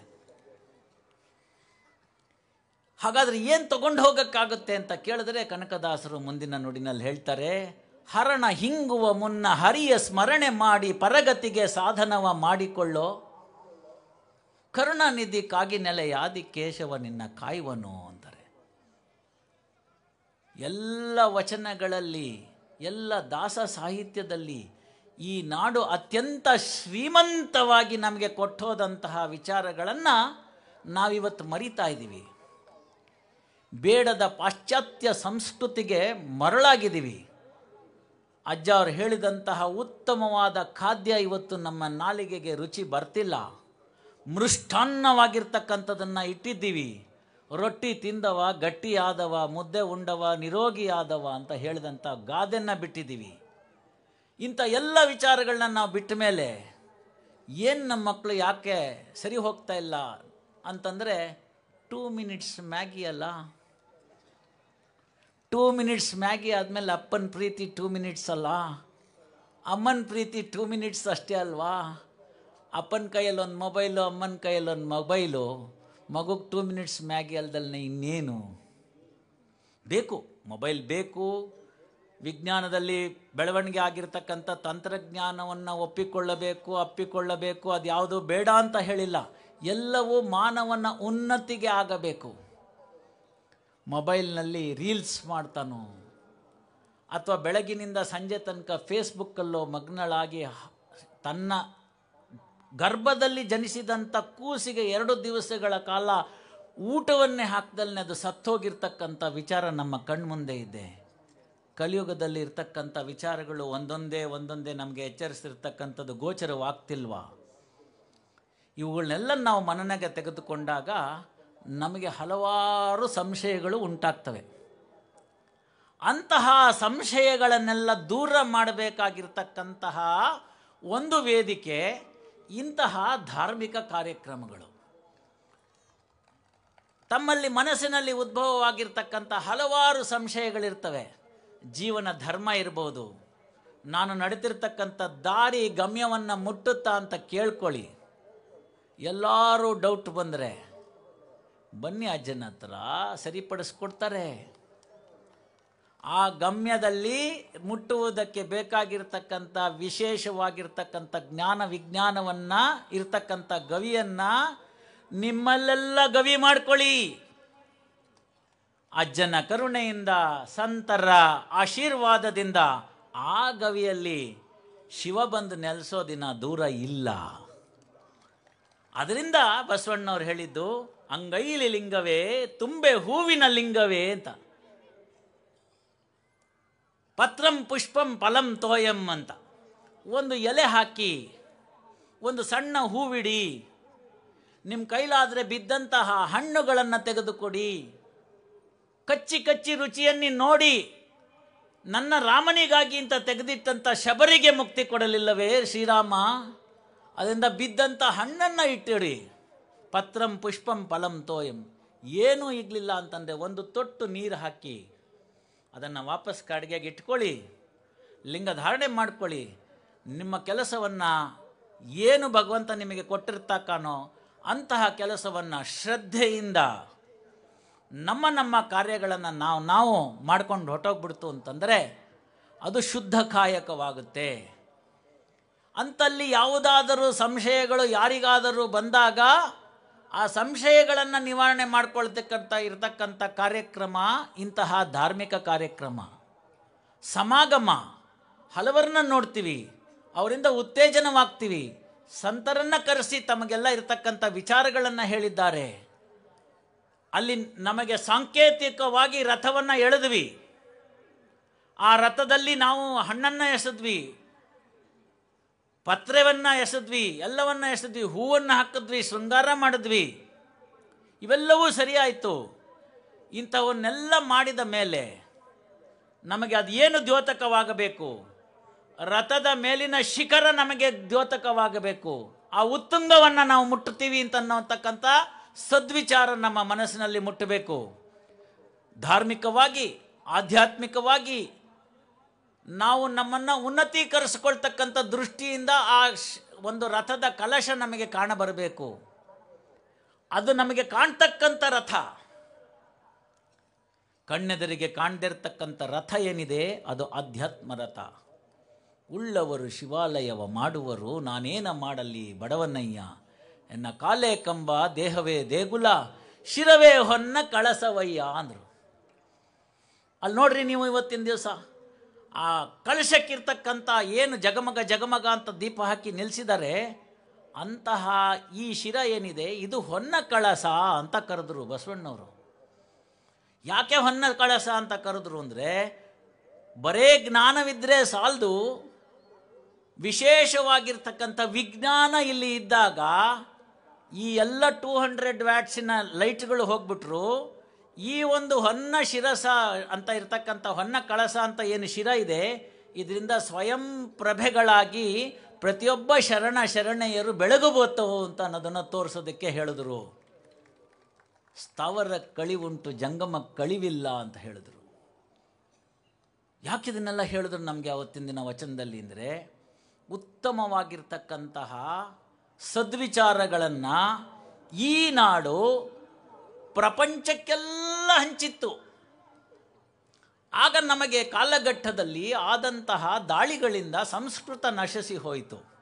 ತಮಗೆಲ್ಲ ತಿಳಿದಿರಲಿ ಸ್ನೇಹಿತರೆ, ಯಾವ ದೇಶದಲ್ಲಿ ಸಂಸ್ಕೃತಿ ನಾಶ ಆಗುತ್ತೆ ಅಂತಂದರೆ ಆ ದೇಶ ಅಳೆದು ಹೋಗುತ್ತೆ. ಪರಕೀಯರಲ್ಲಿ ಸೇರಿಸ್ತಾರೆ. ಅವರ ಸಂಸ್ಕೃತಿಯನ್ನು ನೆನೆಯಿಡ್ತಾರೆ. ಈ ದೇಶದಲ್ಲಾಗಿದ್ದು ಅದೇ. ಸಂಸ್ಕೃತ ಹೋಯಿತು, ಸಂಸ್ಕೃತಿ ಹೋಯಿತು. ಸಂಸ್ಕೃತವಿದ್ದರೆ ಸಂಸ್ಕೃತಿ ಆಯಿತು. ಮನೆಗಳಲ್ಲಿ ತಾಯಂದರು ಸಂಜೆ ಆದರೆ ದೇವರ ದೀಪವನ್ನು ಇಟ್ಟು ಶರಣನಿಗೊಂದು ನಮಸ್ಕಾರ ಹಾಕಿ, ಬಸವಣ್ಣನಿಗೊಂದು ನಮಸ್ಕಾರ ಹಾಕಿ, ನೀವು ಇಷ್ಟಪಟ್ಟಂಥ ದೈವಕ್ಕೆ ಒಂದು ನಮಸ್ಕಾರವನ್ನು ಹಾಕಿ ವಿಭೂತಿ ಧಾರಣೆ ಮಾಡಿ, ಮಗಳೇ ಬಾ ನಾಳೆ ಶಾಲೆದೇನಿದೆ ಕೇಳೋಣ ಅಂತ ಹೇಳಿದಂಥ ಶರಣೆಯರ ಮನೆಯಲ್ಲಿ ಆ ಹುಡುಗಿ 6 ಗಂಟೆಗೆ ನಮ್ಮಮ್ಮ ಕಾಯ್ತಿರ್ತಾಳೆ ಅಂತ ವಾಪಸ್ ಬರಲ್ವಾ? ಆ ತಾಯಂದ್ರೆ ಇವತ್ತು ಕಾಣ್ತಿಲ್ವೇ ನನಗೆ? 6 ಗಂಟೆಯಿಂದ ಬೇರೆ ಬೇರೆ ಸೀರಿಯಲ್ಲು, ಮನೆಯೊಂದು 3 ಬಾಗಿಲು, ಹೀಗೆ ಏನೇನೋ ಬರುತ್ತೆ. ಯಾವ ಸೀರಿಯಲ್ಲಾರು ನೋಡಿ ನೀವು ಒಳ್ಳೆ ವಿಚಾರಗಳನ್ನ ತಿಳಿಸ್ಕೊಡ್ತಾರಾ? ಇಲ್ಲ. ಅಜ್ಜ ಅವರೊಂದು ಮಾತಂದರು, ಲವ್ ಅಟ್ ಫಸ್ಟ್ ಸೈಟ್ ಅಂತ. ಅದಕ್ಕೆ ಕಾರಣ ಇಷ್ಟ ಆಯಿತು. ಯಾರಿಗೆ ಕೂಡ ಮನಸ್ಸಿನಲ್ಲಿ ತನಗೆ ಇಷ್ಟವಾದದ್ದನ್ನು ನಿಜ ಜೀವನದಲ್ಲಿ ಸಾಧಿಸಿಕೊಳ್ಳಲು ಆಗುವುದಿಲ್ಲವೋ ಅವರೆಲ್ಲರೂ ಕೂಡ ಅದನ್ನು ಕಲ್ಪನಾ ಲೋಕದಲ್ಲಿ ವಿಹರಿಸಿ ಅದನ್ನು ಪಡ್ಕೋತಾರೆ ಅನ್ನೋದು ಸೈಕಾಲಜಿ, ಮನಃಶಾಸ್ತ್ರಜ್ಞರು ಹೇಳ್ತಕ್ಕಂಥದ್ದು. ನಿಮಗೆ ಏನೇನು ಹೊರಗಡೆ ಪ್ರಪಂಚದಲ್ಲಿ ಸಿಗಲಿಲ್ಲವೋ ಅದನ್ನು ಸ್ವಲ್ಪ ಕಾಲ ಕಾಲ್ಪನಿಕವಾಗಿ ಧಾರಾವಾಹಿಗಳನ್ನು ಮುಖಾಂತರ ತೋರಿಸಿ ನಿಮ್ಮನ್ನು ಹಾಳು ಮಾಡ್ತಕ್ಕಂಥ ಮಾರ್ಗವೇ ದೂರದರ್ಶನದ ಪೆಟ್ಟಿಗೆ. ಈಗ ಅದು ಹೋಯಿತು. ಬಿಗ್ ಟಿ ವಿಯಿಂದ ಸ್ಮಾಲ್ ಟಿ ವಿಗೆ ಬಂದುಬಿಟ್ಟಿದ್ದೀವಿ. ಮನೆ ಒಂದೇ, ರೂಮ್ಗಳು 3, ಇರೋದು ತಂದೆ ತಾಯಿ ಮಗ ಮಗಳು, ಕೆಲವು ಕಡೆ ಒಂದೇ, ಅದಕ್ಕೆ 3 ರೂಮು. ರೈಟ್ ಟು ಪ್ರೈವೇಸಿ, ನನಗೆ ಪ್ರೈವೇಸಿ ಬೇಕು ಅಂತ ಮಗ ಮನೆಗೆ ಹೋಗಿ ಒಳಗಡೆ ಬಾಗಿಲಾಕೊಂಡ್ಬಿಟ್ರೆ ತಂದೆ ತಾಯಿ ಬಾಗಿಲನ್ನು ತೆರೆದು ಸೇವೆಯನ್ನು ಕೊಡೋ ಹರಿಯೇ ಅಂತ ಕೇಳಬೇಕು. ಒಟ್ಟು ಕೂತು ಉಣ್ಣೋಂಗಿಲ್ಲ, ಒಟ್ಟು ಕೂತು ಚರ್ಚೆ ಮಾಡೋಂಗಿಲ್ಲ. ರೊಟ್ಟಿ ಮಾಡಿದ್ದೀನಿ ಬಾರೋ ಅಂತಾನೆ, ನಿನ್ನ ರೊಟ್ಟಿ ನೀನೇ ತಿನ್ಕೋ ಅಂತ ಮೆಸೇಜ್ ಆಗ್ತಾನೆ. ಮತ್ತೇನೋ ಮಾಡ್ತೇವೆ ಹೊಟ್ಟೆ ಹಸಲ್ವೇನೋ ಅಂದರೆ ಸ್ವಿಗ್ಗಿನಾಗಿ ಪಿಜ್ಜಾ ಆರ್ಡ್ರ್ ಮಾಡಿದ್ದೀನಪ್ಪ ಅಂತಾನೆ. ತಪ್ಪಂತ ನಾನು ಹೇಳಲ್ಲ, ನಾಲ್ಗೆ ಬೇರೆ ಬೇರೆ ರುಚಿ ಕೇಳುತ್ತೆ. ಯಾವತ್ತೋ ಒಂದು ದಿವಸ ಕರ್ಕೊಂಡೋಗಿ ಏನೋ ಒಂಚೂರು ತಿನ್ನಿಸ್ರಿ, ಅದು ತೊಂದರೆ ಇಲ್ಲ, ಅದು ಮಕ್ಕಳ ಮೇಲಿನ ಪ್ರೀತಿ. ದಿನಾಗಿಂದ ಅದೇ ಆಗಿಬಿಟ್ರೆ ಅದು ನಮ್ಮ ಸಂಸ್ಕೃತಿಗೆ ಒಗ್ಗಿದಂಥ ಆಹಾರ ಅಲ್ಲ. ಅದಕ್ಕಾಗಿ 15 ನಿಮಿಷ ಕೂಡಬೇಕಾಗುತ್ತೆ. ಬೆಳಗ್ಗೆ ಬೇಜಾರಾಗುತ್ತಲ್ಲ, ಮೊಬೈಲ್ ಇಟ್ಕೊಳ್ಳೋದು. ಅದು ಬರವಲ್ದು, ನೀವು ಬಿಡವಲ್ರು. ಇದು ನಮಗೆ ಬೇಕಾಗಿತ್ತ? ಕೇವಲ 20 ವರ್ಷದ ಹಿಂದೆ ಇದಿರಲಿಲ್ಲ. ಇವತ್ತು ಯಾವುದಾದ್ರು ಒಂದು ಪಟ್ಟಣ ಅಭಿವೃದ್ಧಿ ಹೊಂದಿದೆ ಅಂತಂದರೆ ನಮಗೆ ಅಲ್ಲಿ ಫಾರಿನ್ ಡ್ರೆಸ್ಸಸ್ ಇರ್ತಕ್ಕಂಥ ಶಾಪ್ಗಳು ಕಾಣಿಸ್ಬೇಕು, ಸ್ವಿಗ್ಗಿ ಬಂದಿರಬೇಕು, ಝೊಮ್ಯಾಟೊ ಬಂದಿರಬೇಕು, ಐಸ್ ಕ್ರೀಮ್ ಬಂದಿರಬೇಕು, ಅದರಲ್ಲಿ ಇಂಟರ್ನ್ಯಾಷನಲ್ ಬ್ರ್ಯಾಂಡ್ ಬಂದಿರಬೇಕು. ಆವಾಗ ಆ ಪಟ್ಟಣ ಉದ್ಧಾರ ಆಯಿತು ಅಂತ. ಇಲ್ಲಿರ್ತಕ್ಕಂಥವ್ರೆಲ್ಲ ಹೇಳಿ 25ನೇ ವರ್ಷಕ್ಕೆ ಅಜ್ಜನ ಜಾತ್ರೆಗೆ ಬಂದವ್ರು ತುಂಬ ಮಸ್ತ್ ಮಂದಿ ಇದ್ದೀರಿ, ಕೈ ಎತ್ತಿರಿ. 25 ವರ್ಷದ ಒಳಗಡೆ ಇದು ಯಾವ್ದಾರು ಇತ್ತೇನೇ ಇರಲಿ? ಯಾವುದೂ ಇದ್ದಿರಲಿಲ್ಲ. ಮಂದಿ ರಾಯಚೂರಿಂದ ಬರೋರು, ಯಾಕೆಂದರೆ ಕೊಪ್ಪಳ ರಾಯಚೂರಿಗೆ ಸೇರಿತ್ತು. ಈಗ 25 ವರ್ಷ ಆಯಿತು ಜಿಲ್ಲೆ ಆಗಿ. ಯಾವನ್ನಾರು ಫಾರಿನ್ಗೆ ಹೋದವನು 25 ವರ್ಷದ ನಂತರ ಬಂದರೆ ಮನೆಯಲ್ಲಿಂದ ಹುಡುಕ್ಬೇಕು, ಕೊಪ್ಪಳದಲ್ಲಿ ಮನೆ ಕಾಣೋಂಗಿಲ್ಲ ಅವನಿಗೆ. ಇವೆಲ್ಲ ಹಂಗಾಗ್ಬಿಟ್ಟವಲ್ಲ. ಇದೆಲ್ಲ ಸಂಸ್ಕೃತಿ ನಾಶಕ್ಕೆ ಕಾರಣ ಆಯಿತು. ಸ್ನೇಹಿತರೆ, ತಮಾಷೆ ಆಯಿತು, ಚಪ್ಪಾಳೆ ತಟ್ಟಿದ್ವಿ. ನಿಮಗೊಂದು ಮನಸ್ಸಿನಲ್ಲಿ ನೆನಪಿರಲಿ, ನಮ್ಮ ದೇಶ ಇಷ್ಟೆಲ್ಲ ಆದರೂ ಕೂಡ ಈ ಭಾರತಾಂಬೆ ಬಂಜೆ ಅಲ್ಲ. ಗುರುಗಳು ಹೇಳಿದ್ರು, ಲಾಲ್ ಬಹದ್ದೂರ್ ಶಾಸ್ತ್ರಿ ಇದ್ದಂಥ ರಾಷ್ಟ್ರ ಅಂತ. ಅಂಥ ರಾಷ್ಟ್ರದಲ್ಲಿ ಮತ್ತೊಬ್ಬ ಶಾಸ್ತ್ರಿಗಳು ಸಿಗ್ತಾರ ಅಂತಂದರೆ ತೆರೆಮರೆ ಕಾಯಿನಲ್ಲಿ ಇದ್ದಂಥ ಕಾಂತ ಸಿಕ್ಕಿದ್ರು ಅಲ್ಲಿಗೆ DNA ಎಲ್ಲೂ ಸತ್ತಿಲ್ಲ ಅಂತಾಯಿತು. ಪುಣ್ಯಾತ್ಮರೊಬ್ಬರು ಕ್ಯಾನ್ಸರ್ನಲ್ಲಿ ಬಳತಕ್ಕಂಥ ರೋಗಿಗಳಿಗೆ ತಮ್ಮ ಕೂಡಿಟ್ಟ ಹಣದಿಂದ ಉತ್ತಮ ಕಾಯಕ ಅಂಥೇಳಿ 3 ಕೋಟಿ ರೂಪಾಯಿ ಕಟ್ಟಿ ಆಸ್ಪತ್ರೆ ತೆಗೆದು ಉಚಿತವಾಗಿ ಸೇವೆ ಮಾಡ್ತಾ ಇದ್ದಾರೆ ಅಂತಂದರೆ ಅದು ಕಾಯಕವಲ್ಲವೇ? ಅದು ಬಸವಣ್ಣನಿಗೆ ಒಪ್ಪಲ್ವೇ? ಅದು ನಮ್ಮ ಶಿವನಿಗೆ ಅಪ್ಪಲ್ವೇ? ನನ್ನ ಕೈಲೇನು ಸಾಧ್ಯ ಸರ್?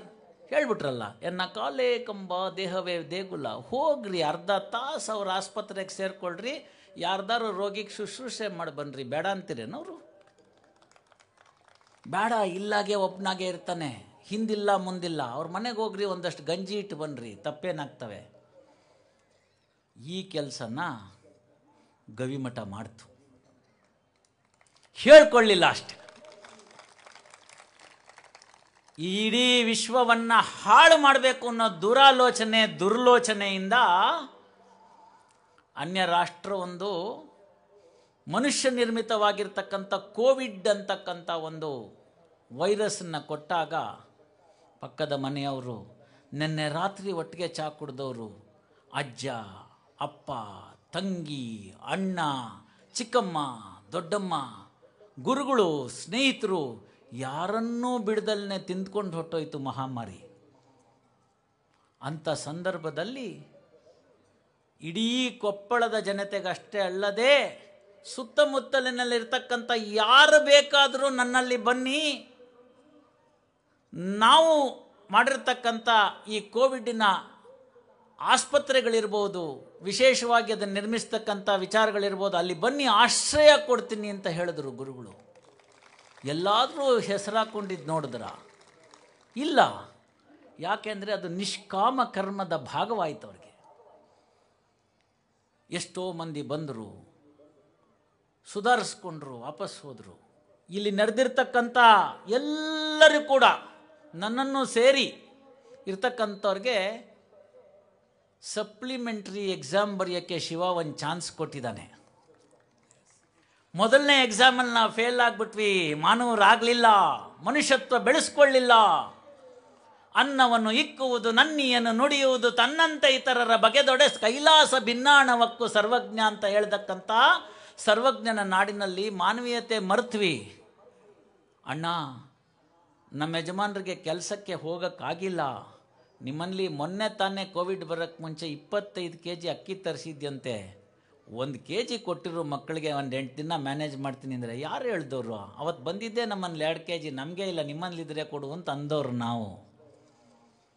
ಯಾರು ಇರಲಿ ಬರಲಿ, ಕೊನೆಗಾಲಕ್ಕೆ ಏನೂ ಬೇಡ, ಶುದ್ಧವಾಗಿರ್ತಕ್ಕಂಥ ಗಾಳಿ ಸಿಗ್ದಲ್ಲೇ ಉಸಿರು ಕಟ್ಟಿ ಹೋಗಿ ಇನ್ನೇನು ಈ ಕ್ಷಣದಲ್ಲಿ ಆ ಕ್ಷಣದಲ್ಲಿ ಸಾಯ್ತೀನಿ ಅನ್ನೋ ಪರಿಸ್ಥಿತಿ ಬಂದಾಗ ಪ್ರಾಣವಾಯು ಆಗಿರ್ತಕ್ಕಂಥ ಆಮ್ಲಜನಕವನ್ನು ಕೊಡಿಸಿ ನಾಡಿಗೆ ಮೆರೆದಂಥದ್ದು ಗುರುಗಳು. ಶಿಕ್ಷಣ ಕ್ಷೇತ್ರವಿರ್ಬೋದು, ವೈದ್ಯಕೀಯ ಕ್ಷೇತ್ರವಿರ್ಬೋದು, ಸಾಮಾಜಿಕ ಕೆಲಸ ಕಾರ್ಯಗಳಿರಬಹುದು, ಹೆಣ್ಣು ಮಕ್ಕಳಿಗೆ ಶಾಲೆ ಇರಬಹುದು, ಬಾಲ್ಯ ವಿವಾಹವನ್ನು ತಡೆಗಟ್ಟಕ್ಕಂಥ ವಿಚಾರಗಳಿರಬಹುದು, ಹೆಣ್ಣು ಮಕ್ಕಳಿಗೆ ಸೂಕ್ತ ಸ್ಥಾನಮಾನಗಳನ್ನು ಕೊಡಿಸ್ತಕ್ಕಂಥ ಕೆಲಸಗಳಿರ್ಬೋದು, ಉಚಿತವಾಗಿರ್ತಕ್ಕಂಥ ಶಾಲಾ ಕಾಲೇಜುಗಳನ್ನು ನಡೆಸ್ಕೊಳ್ದಿರ್ಬೋದು. ಇಂಥ 10 ಹಲವು ಕಾರ್ಯಗಳನ್ನು ನಡೆಸಿ ಏನು ಗೊತ್ತಿಲ್ಲ ಅಂತ ಸುಮ್ಮನೆ ಕೂತಿದ್ದಾರಲ್ಲ ಗುರುಗಳು. ಇಲ್ಲಿ ಅನುಮಾನಗಳಿಗೆ ಇನ್ನೆಲ್ಲ ಅವಕಾಶ? ಆದ್ದರಿಂದ ಸ್ನೇಹಿತರೆ, ಇಂತಹ ಕಾರ್ಯಕ್ರಮಗಳು ಬಂದಾಗ ಅಲ್ಲಲ್ಲಿ ಮೂಡ್ತಕ್ಕಂಥ ಅನುಮಾನ, ಇವತ್ತು ನನ್ನಲ್ಲಿರ್ತಕ್ಕಂಥದ್ದನ್ನು ನಿಮಗೆ ಕೊಟ್ಬಿಟ್ರೆ ಮುಂದೆ ನನ್ನ ಗತಿ ಏನು ಅಂತಕ್ಕಂಥ ಅನುಮಾನ, ನನ್ನ ಮಕ್ಕಳು, ನನ್ನ ಮೊಮ್ಮಕ್ಕಳು, ನನ್ನ ಮರಿಮಕ್ಕಳು, ಅವ್ರ ಮಕ್ಕಳಿಗೆ ಆಗೋಷ್ಟು ಶೇಖರಣೆ ಮಾಡ್ತಿದ್ದೀರಲ್ಲ, ಇನ್ನೊಂದು ಕರೋನಾ ಬಂದು ನಿಮ್ಮ ಮನೆಯವರೆಲ್ಲ ಹೋಗಲ್ಲ ಅಂತ ಗ್ಯಾರಂಟಿ ಏನು? ಆವಾಗ ಯಾರಿಗೋಗುತ್ತದು? ಆದ್ದರಿಂದ ಅಂತಹ ಅನುಮಾನಗಳು ಯಾವುದು ಬಂದರೂ ಕೂಡ ನಿವಾರಣೆ ಮಾಡಿಕೊಳ್ಳಿ. ಅಂತಹ ಅನುಮಾನಗಳಿಗೆ ಸಮಾರೋಪವನ್ನು ಹೇಳ್ತಕ್ಕಂಥದ್ದೇ ಸಮಾರೋಪ ಸಮಾರಂಭ. ನನಗೆ ಒಂದು ಕ್ಷಣ ಅನ್ನಿಸ್ತು, ಗುರುಗಳು ಫೋನ್ ಮಾಡಿದ್ರು, ಅವ್ರ ಸ್ನೇಹಿತರು ಆಪ್ತರು ಬಂದಿದ್ದರು ನನ್ನನ್ನು ಭೇಟಿ ಮಾಡೋಕ್ಕೆ. ಜಾತ್ರೆಯಲ್ಲಿ ಲಕ್ಷಾಂತರ ಜನ ಸೇರ್ತಾರೆ, ನೀವು ಬಂದು 4 ಮಾತು ಹೇಳಬೇಕು ಅಂತ. ಇಲ್ಲಿ ಕುಳಿತಿರ್ತಕ್ಕಂಥ ಜ್ಞಾನಿಗಳ ಮಧ್ಯೆ ನಾನೇನು ಅಂಥ ಜ್ಞಾನವಂತನಲ್ಲ. ಶರಣರ ನಡೆನುಡಿಗಳನ್ನು ಉಸಿರಿನಲ್ಲಿ ಉಸಿರಾಗಿಸಿಕೊಂಡು ಜೀವನ ಮಾಡ್ತಿರ್ತಕ್ಕಂಥ ಪುಣ್ಯಾತ್ಮರುಗಳು ಇವರೆಲ್ಲರನ್ನು. ಅವರ ಮಧ್ಯದಲ್ಲಿ ನಾನೇನು ಹೇಳೋದು ಅಂತ ಒಂದು ಕ್ಷಣ ಕೈಕಾಲು ನಡಕ ಉಂಟಾಯಿತು ನನಗೆ. ಕರೆಸ್ಬಿಟ್ಟಿದ್ದಾರೆ ಜಾತ್ರೆಗೆ, ಸಮಾರೋಪ ನುಡಿ ಅಂತ ಹೇಳ್ತಾರೆ. ಕನ್ನಡದಲ್ಲಿ ಒಂದು ಗಾದೆ ಇದೆ, ಉತ್ತಮವಾಗಿರ್ತಕ್ಕಂಥ ಪಾಯಸ ಮಾಡೋದಂತೆ, ಒಳ್ಳೆ ಹಾಲು, ಅಪ್ಪೆ ಕರೆದು ಹಾಕಿದ್ರು, ದ್ರಾಕ್ಷಿ ಗೋಡಂಬಿ ಎಲ್ಲವನ್ನು ಹದವಾಗಿ ತುಪ್ಪದಲ್ಲಿ ಹುರಿದು ಹಾಕಿದ್ರು, ಒಳ್ಳೆ ಕೇಸರಿಯನ್ನು ಕೊಟ್ಟರು. ಆಚೆ ಈಚೆ ನೋಡಿದ್ರು ಅದು ಸ್ವಲ್ಪ ಉಕ್ಲಿಕ್ಕೆ ಹತ್ತಿತು, ಸೌಟ ಗಿೌಟ ಸಿಕ್ಕಲಿಲ್ಲ ಹಿಂಗೆ ಅನ್ನಕ್ಕೆ ಕದಡಕ್ಕೆ.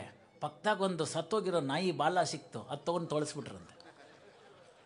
ಹಿಂಗೇನಾರ ಆಗ್ಬಿಡ್ತಾ ನನ್ನ ಸಮಾರೋಪದ ನೋಡಿ ಅಂತ ಭಯ ಆಗಿತ್ತು ನನಗೆ.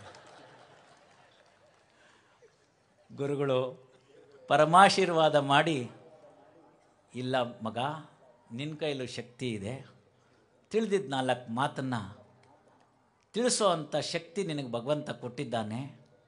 ನಿಮ್ಮ ತಂದೆ ತಾಯಿ ಪುಣ್ಯ, ನಿಮ್ಮ ಪೂರ್ವಜರ ಪುಣ್ಯ, ನೀನು ಅಷ್ಟೋ ಇಷ್ಟೋ ಯಾವತ್ತಾರು ಒಂದಿನ ಗವಿಸಿದ್ದೇಶ್ವರನಲ್ಲಿ ಬಂದು ಹೋಗಿತ್ತು ಅಂತಂದರೆ ಯಾವುದೋ ಶತಮಾನದಲ್ಲಿ ಅದರ ಪುಣ್ಯ ಎಲ್ಲವೂ ಸೇರಿ ನಿನಗೂ ಒಂದು ಸಮಾಜದಲ್ಲಿ ಒಂದು ಉನ್ನತ ಸ್ಥಾನವನ್ನು ಭಗವಂತ ಕೊಟ್ಟಿದ್ದಾನೆ. ನೀನು ಆ ಸ್ಥಾನದಿಂದ ಬಂದು ಒಂದು 4 ಮಾತನ್ನು ನಮ್ಮ ಶರಣೆಯರಿಗೆ ಹೇಳಿದ್ರೆ ಹೆಚ್ಚು ಮುಟ್ಟುತ್ತೆ ಅನ್ನೋ ಒಂದೇ ಉದ್ದೇಶ ಇರಬೇಕು ನನ್ನನ್ನು ಕರೆಸಿದ್ದು. ಹಾಗೆ ತಿಳಿದಂತಹ ಕೆಲವು ವಿಚಾರಗಳು ಅದನ್ನು ತಮ್ಮ ಮುಂದೆ ನನ್ನ ಚಿಕ್ಕ ಅನುಭವವನ್ನು ಹಂಚಿಕೊಂಡು ಸಮಾಜ ಹೇಗಿರಬೇಕು ಅನ್ನೋದನ್ನು ರೂಪಿಸ್ಕೊಡೋದ್ರಲ್ಲಿ ನಮ್ಮ ಕೆಲಸವನ್ನು ಮಾಡ್ತಾ ಇರ್ತಕ್ಕಂಥ ಸಂದರ್ಭದಲ್ಲಿ ಅಂತಹ ಪ್ರಕರಣಗಳನ್ನು ವಿಚಾರಣೆಗೆ ಒಳಪಡಿಸುವಾಗ ಸ್ವಲ್ಪ ಮಾನವೀಯ ನೆಲೆ ದೃಷ್ಟಿ ಇಟ್ಕೊಂಡು ಕಾನೂನನ್ನು ಬಿಡದೆ ಕಾನೂನಿನ ಚೌಕಟ್ಟಿನೊಳಗೆ ಮಾನವೀಯತೆ ನೆಲೆಯಲ್ಲಿ ಎಷ್ಟು ಸಾಧ್ಯವೋ ಅಷ್ಟು ಪ್ರಕರಣಗಳನ್ನು ಸರ್ವೇ ಜನಾಃ ಸುಖಿನೋ ಭವಂತು ಅಂತ, ಎಲ್ಲರಿಗೂ ಒಳ್ಳೆಯದಾಗಬೇಕು, ತಪ್ಪು ಮಾಡಿದವನಿಗೆ ಶಿಕ್ಷೆ ಆಗಬೇಕು, ಆ ಶಿಕ್ಷೆ ಅವನನ್ನು ಸಮಾಜದ ಮುಖ್ಯವಾಹಿನಿಗೆ ತರ್ತಕ್ಕಂಥ, ಅವನನ್ನು ಸರಿಪಡಿಸಿ ಸಮಾಜದಲ್ಲಿ ವಾಪಸ್ಸು ಸೇರಿಸ್ತಕ್ಕಂಥ ಕೆಲಸ ಆಗಬೇಕು, ವ್ಯಾಜ್ಯಗಳಿಗೆ ಮುಕ್ತಿ ಸಿಗಬೇಕು, ಶೀಘ್ರವಾಗಿ ಸಿಗಬೇಕು ಅನ್ನೋ ಒಂದೆಲ್ಲ ಕೆಲವು ವಿಚಾರಗಳನ್ನ ಮನಸ್ಸಿನಲ್ಲಿಟ್ಕೊಂಡು ಸಣ್ಣ ಪುಟ್ಟ ಪ್ರಕರಣಗಳನ್ನು ತೀರ್ಮಾನ ಮಾಡಿದ್ದನ್ನು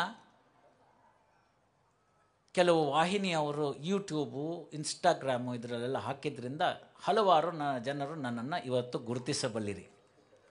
ಹಾಗಾಗಿ ಜಾತ್ರೆಗೆ ಬರ್ತಕ್ಕಂಥ ಅವಕಾಶ ಸಿಕ್ತು. ಪರಮ ಪುಣ್ಯಪ್ರದವಾದ ಇಂತಹ ಒಂದು ಕಾರ್ಯಕ್ರಮದಲ್ಲಿ ಆ ತೇರನ್ನು ಮುಂದೆ ಹೋಗಿ ಎಳೆಯಲಿಕ್ಕಾಗದಿದ್ದರೂ ಕೂಡ ಆಕೆ ಕಟ್ಟಿದ್ದ ದಾರವನ್ನು, ಕೊನೆಯ ಎಳೆಯನ್ನು ಮುಟ್ಟುವಂಥ ಅವಕಾಶವನ್ನು ನನಗೆ ಗುರುಗಳು ಕಲ್ಪಿಸಿಕೊಟ್ಟಿದ್ದಾರೆ. ಶುಕ್ರವಾರ 17ನೇ ತಾರೀಕು ಜನವರಿ 2025 ಸಮಾರೋಪವಾಗ್ತಾ ಇದೆ, ಜಾತ್ರೆ ಸಂಪನ್ನವಾಗ್ತಾ ಇದೆ. ನಮ್ಮೆಲ್ಲರ ಜೀವನದಲ್ಲಿ ಈ ಕಳೆದ ಕ್ಷಣಗಳು ವಾಪಸ್ ಬರೋದಿಲ್ಲ, ಯಾರಿಗೂ ಬರೋದಿಲ್ಲ, ನನಗೂ ಬರೋದಿಲ್ಲ. ನಾನು ಸ್ವಲ್ಪ ಸ್ವಾರ್ಥಿ ರೀ, ಗುರುಗಳು ಕ್ಷಮಿಸಬೇಕು, ನಾನು ಸ್ವಾರ್ಥಿ ಎಂದಿದ್ದೀನಿ. ಹೌದು, ನಾನು ಸ್ವಾರ್ಥಿ. ಯಾಕೆಂದರೆ ನನ್ನ ಸಮಯವನ್ನು ಇವತ್ತು ನಾನು ಪ್ರೀಮಿಯಮ್ ಅಂತ ಕಟ್ಟಿದ್ದೀನಿ. ಮನೆಯವರಿಂದ ದೂರ ಇದ್ದೀನಿ, ಇಲ್ಲಿಗೆ ಬಂದಿದ್ದೀನಿ, 4 ಮಾತು ಹೇಳಿದ್ದೀನಿ, ಪುಣ್ಯ ಸಂಪಾದನೆಗೆ ಅವಕಾಶ ಮಾಡಿಕೊಟ್ಟಿದ್ರಲ್ಲಿ ನಾನು ಪಾಲ್ಗೊಂಡಿದ್ದೀನಿ. ಆ ಗವಿಸಿದ್ದೇಶ್ವರ ರಥವನ್ನು ಹಗ್ಗದ ಕೊನೆ ಎಳೆಯನ್ನು ಮುಟ್ಟಿದ್ದೇನೆ. ಅದರಲ್ಲೂ ಒಂದು ಸ್ವಾರ್ಥವಿದೆ. ಅವ್ರು ಹೇಳಿದ್ರು ನಿಷ್ಕಲ್ಮಶವಾದಾಗಿರ್ತಕ್ಕಂಥ ಪ್ರೇಮ ಇರಬೇಕು ಅಂತ. ನನ್ನ ಪ್ರೇಮ ಒಂಚೂರು ಕಲ್ಮಶ. ಅದೇನು ಅಂದರೆ ನನಗಾಗೇನು ಕೇಳ್ಕೊಳ್ಳಲ್ಲ ನಾನು ಸ್ವಾರ್ಥನ. ಇಲ್ಲಿ ಬಂದಿರತಕ್ಕಂಥ ನೆರೆದಿರ್ತಕ್ಕಂಥ ಎಲ್ಲ ಶರಣೆಯರ ಮನೆಯಲ್ಲಿ ಚಿಕ್ಕ ಚಿಕ್ಕ ಮಕ್ಕಳುಗಳಿದ್ದಾವೆ. ಅಂತಹ ಮಕ್ಕಳುಗಳು ಎಲ್ಲ ಉನ್ನತವಾಗಿರ್ತಕ್ಕಂಥ ವಿಚಾರಗಳನ್ನು ಸಿದ್ದೇಶ್ವರನ ಜಾತ್ರೆಯಲ್ಲಿ ಬಂದು ಅವನ ಆಶೀರ್ವಾದವನ್ನು ಪಡೆದು ಮುಂದೊಂದು ದಿನ ಅಂತಹ ಒಂದು ಮಗು ಇಲ್ಲಿ ನಿಂತು ಸಮಾರೋಪ ಸಮಾರಂಭದ ನುಡಿಗಳನ್ನು ನುಡಿದಲ್ಲಿ ಅದು ನನ್ನ ಒಂದು ಈ ಸಮಯಕ್ಕೆ ಕೊಟ್ಟಂಥ ಡಿವಿಡೆಂಡ್ ಅಂತ ಭಾವಿಸ್ತೀನಿ. ಸಮಯ ಮುಗ್ದಿದೆ. ಈ ಸಮಾರೋಪ ನುಡಿಗಳನ್ನು ಪ್ರಾರಂಭ ಮಾಡೋದಕ್ಕೂ ಕೂಡ ಒಂದು ಅರ್ಧ ಗಂಟೆ ತಡವಾಗಿದೆ. ಹಾಗಾಗಿ 8:15 ಅಂತಿದ್ದನ್ನು 9 ಗಂಟೆಗೆ ಅಂತ ನಾನು ಅದನ್ನು ಸರಿಪಡಿಸ್ಕೊಂಡೆ. ಆ 9 ಗಂಟೆಗೆ ಆಗ್ತಾ ಇದೆ. ಇನ್ನೂ ಮುಂದಿನ ಕಾರ್ಯಕ್ರಮ ಹಾಸ್ಯೋತ್ಸವ ಇದೆ. ಪುನಃ ಇಂತಹ ಒಂದು ಪುಣ್ಯ ಕಾರ್ಯದಲ್ಲಿ ಭಾಗವಹಿಸ್ತಕ್ಕಂಥ ಅವಕಾಶ ತಮಗೆಲ್ರಿಗೂ ಸಿಗಲಿ. ಈಗಾಗಲೇ ಮಾಡಿರತಕ್ಕಂಥ ತಪ್ಪನ್ನು ಮುಂದೆ ಮಾಡದಿರಿ. ನೀವುಗಳು ಹೇಗೆ ನಡೀತಿರೋ ತಾಯಿಯಂತೆ ಮಗಳು ನೂಲಿನಂತೆ ಸೀರೆ ಅಂತ. ಒಂದೊಂದು ಹೆಣ್ಣುಮಗಳು ಇಲ್ಲಿ ಯಾರು ಶರಣೆಯರು ಕೂತಿದ್ದೀರಿ, ನೀವೆಲ್ಲ ಒಂದೊಂದು ವಿಶ್ವವಿದ್ಯಾಲಯ ಇದ್ದ ಹಾಗೆ. ನೀವು ಕೊಡ್ತಕ್ಕಂಥ ಸಂಸ್ಕಾರ ಆ ಮಕ್ಕಳಲ್ಲಿ ಬೇರೂರುತ್ತೆ. ಆದ್ದರಿಂದ ಎಲ್ಲ ಶರಣೆಯರಲ್ಲಿ ವಿನಂತಿ, ಮಕ್ಕಳನ್ನು ಸರಿಗೆ ದಾರಿಗೆ ತನ್ನಿ. ನಮ್ಮದೇ ಮಕ್ಕಳು, ನಾನು ಚೆನ್ನಾಗಿಲ್ವಾ, ನನ್ನ ಗಂಡ ಚೆನ್ನಾಗಿಲ್ವಾ, ನನ್ನ ಹೆಂಡತಿ ಚೆನ್ನಾಗಿಲ್ವಾ, ನನ್ನ ತಂದೆ ತಾಯಿಗಳು ಚೆನ್ನಾಗಿಲ್ವಾ, ಮಗುನೂ ಚೆನ್ನಾಗಿರಲ್ಲ.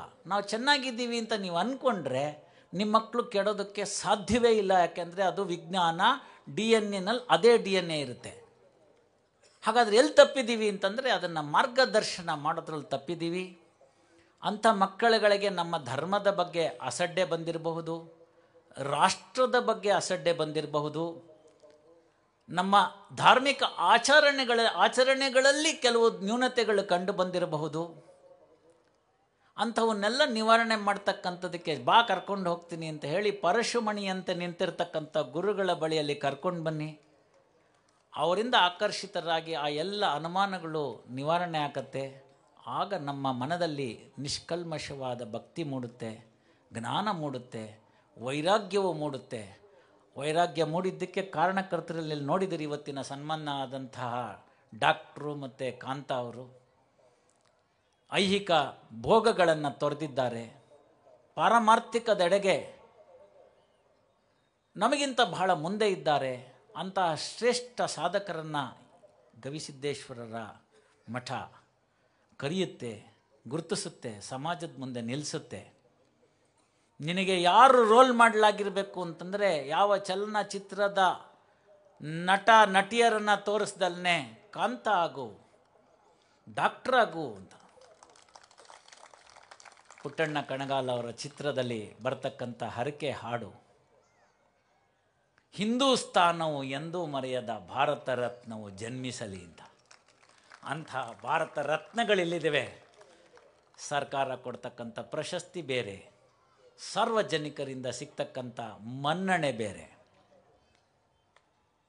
ಶಿವನಿಗೆ ಪ್ರೀತಿ ಆದರೆ ಸಾಕು, ಮಿಕ್ಕವರಿಗೆಲ್ಲ ಪ್ರೀತಿಯಾದಂತೆ ಅನ್ನೋ ಒಂದು ಅನುಭವದ ನುಡಿಗಳನ್ನು ಸಂತರೆಲ್ಲರೂ ತಮ್ಮ ಮುಂದೆ ಪ್ರಸ್ತುತಪಡಿಸಿದ್ದಾರೆ. ಇಂತಹ ಒಂದು 20-25ರ ಗವಿಸಿದ್ದೇಶ್ವರರ ಜಾತ್ರೆಯ ಕೊನೆಯ ಅಂಕಕ್ಕೆ ನಾವು ಬಂದಿದ್ದೇವೆ. ಮತ್ತೊಮ್ಮೆ ಮಗದೊಮ್ಮೆ ತಮ್ಮಲ್ಲೆಲ್ಲ ವಿನಂತಿ, ಯಾವಾಗ ಯಾರಿಗೆ ಏನಾದರೂ ನೋವಾಗಿ ಯಾವುದಾದರೂ ಅನುಮಾನಗಳಿದ್ದು ಅಂಥ ಅನುಮಾನಗಳಿಗೆ ನನಗೆ ಉತ್ತರ ಸಿಕ್ತಿಲ್ಲ ಅಂತ ಯಾರಿಗಂದಾಗಲೂ ಕೂಡ ಅದಕ್ಕೆಲ್ಲ ಉತ್ತರ ಗಮ್ಯ ವಿಜ್ಞಾನ, ಅದನ್ನು ಸಿದ್ಧರೂಪವಾಗಿ ತೋರಿಸ್ಕೊಡ್ತಕ್ಕಂಥ ಗವಿಸಿದ್ದೇಶ್ವರರ ಮಠಕ್ಕೆ ಬನ್ನಿ. ಇಲ್ಲಿ ಸಿಗದಂಥ ಔಷಧ ಇನ್ನೆಲ್ಲೂ ಸಿಗೋದಿಲ್ಲ ಅಂತ ಹೇಳಿ